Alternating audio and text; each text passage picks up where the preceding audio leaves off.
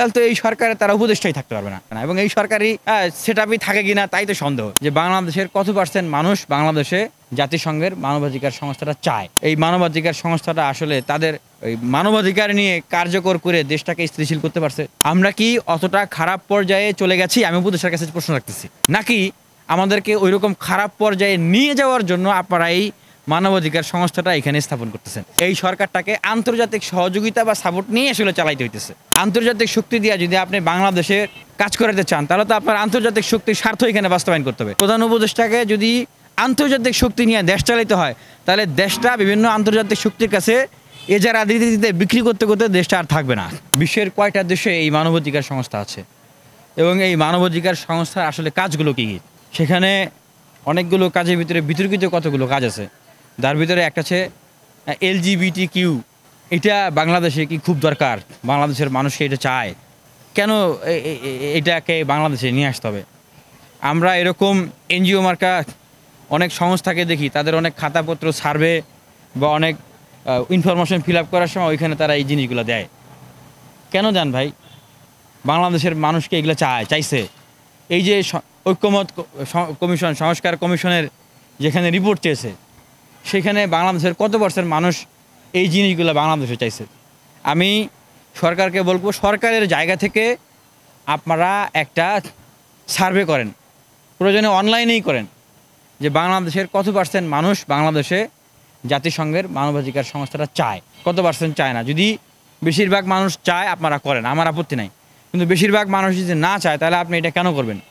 বিশ্বের যতগুলো দেশেই এই অফিসটা হয়েছে, আপনি দেখাইতে পারবেন যে কোনো একটা অফিসে এই মানবাধিকার সংস্থাটা আসলে তাদের ওই মানবাধিকার নিয়ে কার্যকর করে দেশটাকে স্থিতিশীল করতে পারছে, কাজ করতে পারছে? পারে নাই। আমি আরেকটা পয়েন্ট উল্লেখ করে দিতে চাই, যে আমরা এই সময় যদি বাংলাদেশে জাতিসংঘের মানবাধিকার সংস্থা এটা করলে কি হবে? এটা যেহেতু একটা ইন্টারন্যাশনাল ফাংশনের একটা অংশ, এটা একটা মেসেজ দিবে যে বাংলাদেশও সেই আপনার এই দক্ষিণ আফ্রিকা, মধ্যপ্রাচ্যের বিভিন্ন যুদ্ধ বিধ্বস্ত দেশের মতো অস্থিতিশীল অবস্থায় আছে। এই কারণে ওই সমস্ত দেশে যেরকম মানবাধিকার সংস্থা বসানো হয়েছে, বাংলাদেশেও মানবাধিকার সংস্থা বসানো হয়েছে। তাহলে আমরা কি অত খারাপ পর্যায়ে চলে গেছি? আমার প্রশ্ন উত্তরটা দিতে হবে। আমরা কি অতটা খারাপ পর্যায়ে চলে গেছি? আমি উপদেষ্টার কাছে প্রশ্ন রাখতেছি, যে আমরা কি অতটা খারাপ পর্যায়ে চলে গেছি, নাকি আমাদেরকে ওইরকম খারাপ পর্যায়ে নিয়ে যাওয়ার জন্য আপনারা এই মানবাধিকার সংস্থাটা এখানে স্থাপন করতেছেন? সরকারের লাভ কী? এই সরকারের ভিতরে ওই যেটা বললাম, যে এই সরকারের ভিতরে তাদের অনেক চেলা চামুন্ডারা আছে যারা এটা করাইতেছে। আর এই সমস্ত কাজ, যেমন যে আপনার মানবিক করিডোর, হ্যাঁ, পরবর্তীতে তো সেটা অস্বীকার করলো। ঠিক একইভাবে এটা আরেকটা জিনিস। তো এই জিনিসগুলো যদি তাদেরকে করতে না দেওয়া হয়, তাহলে তো এই সরকারে তারা উপদেষ্টাই থাকতে পারবে না, তাদেরকে থাকতে দেওয়া হবে না।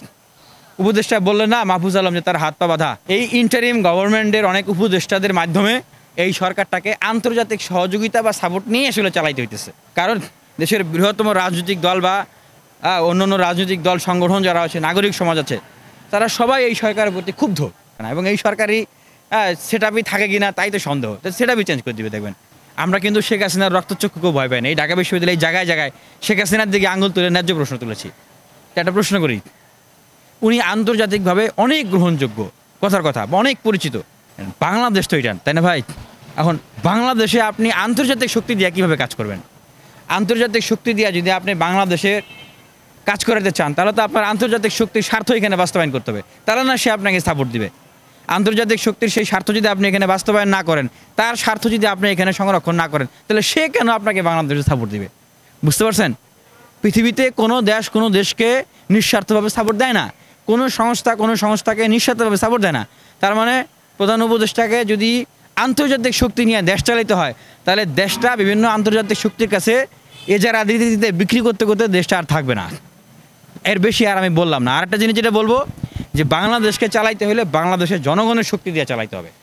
আমি মনে করি যে মাননীয় প্রধান উপদেষ্টার এই জায়গাটায় গুরুত্ব দেওয়া উচিত। শুরুর দিকে আমাদের মাননীয় উপদেষ্টা এবং ইন্টারিম গভর্নমেন্টের প্রতি মানুষের যে একটা আকাঙ্ক্ষা ছিল, একটা আকুণ্ঠ সমর্থন ছিল, আমাদেরও সমর্থন ছিল, একটা আশা ছিল, এক বুক আশা। কিন্তু ধীরে ধীরে সেই আশাগুলো এখন গুঁড়ো বালিতে পরিণত হয়েছে। এখন দেখা যাচ্ছে যে কোনো একটা সিদ্ধান্তই আসলে তারা নিতে পারতেছে না। কেন পারতেছে না? কারণ জনগণ এখন আর তাদের সাথে সেরকম নাই। আমি চ্যালেঞ্জ করে বলতেছি যে সরকার একটা এজেন্ডা দেখ, হ্যাঁ, সেই এজেন্ডা নিয়ে আপনার হচ্ছে একটা সমাবেশ ডাকুক, দেখেন তো কত লক্ষ লোক হয় মাঠে জমায়েত করতে পারে? পারবে না।